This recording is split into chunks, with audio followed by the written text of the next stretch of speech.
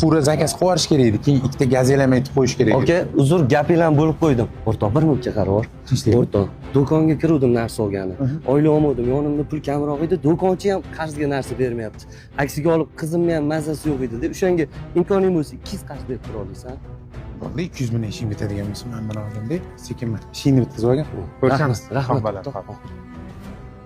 Men tushunmayman shu o'rtog'ingga. Postoyanno kelib sendan pul olgan. O'zi ishlasa bo'ladi-yu.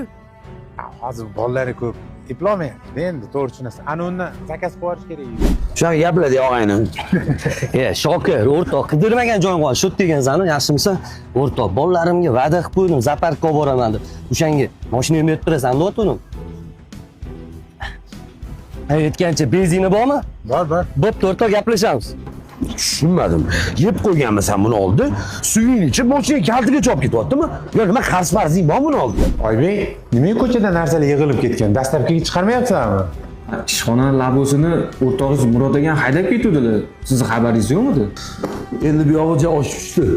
Ishxonani mashinasiga haydab ketyaptimi? Dastlabkilachi kutib o'tiradimi? Mana qara, bu yog'iga saralashmaysan, o'zing hal qilaman. Botir, sen to'g'ri aytyapsan. Shokir o'rtog'ining yuzini betlab o'tolmayapti. O'zi bitta stopini bosib qo'ygan.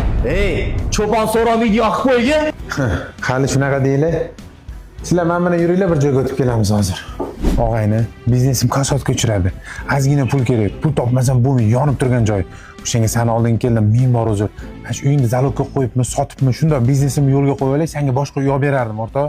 Shunaqa degan. Hozir o'rtoq, 2 minut. Yo'q, o'rtoq 5 minutda chiqamiz. Ozgina kutib turgin. Shohida, uy hujjatlarini olib chiqqin tez. Hozir. Bo'l, tez. Mana olib chiqdingmi? Nimaga o'zi?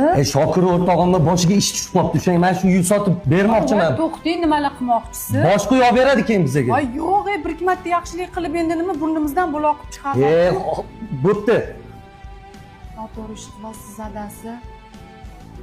Hali 3 ta bola bilan ko'chada qolmasak bo'ldi. O'rtoq, kutib qolmading, mana uyimning hujjatlari. Sotganingda aytsang, kelining bilan notariusga borib turamiz. Faqat o'rtoq 2 kun muhlat berib turasan. Okamni uygami, ukamni uygami ko'chib o'tib turaman-da. O'rtoq, xafa bo'lmagin. Uying o'zingga buyursin. Ozgina sinagandim. 2 xonali uyda 3 ta bolang bilan siqilib qolding.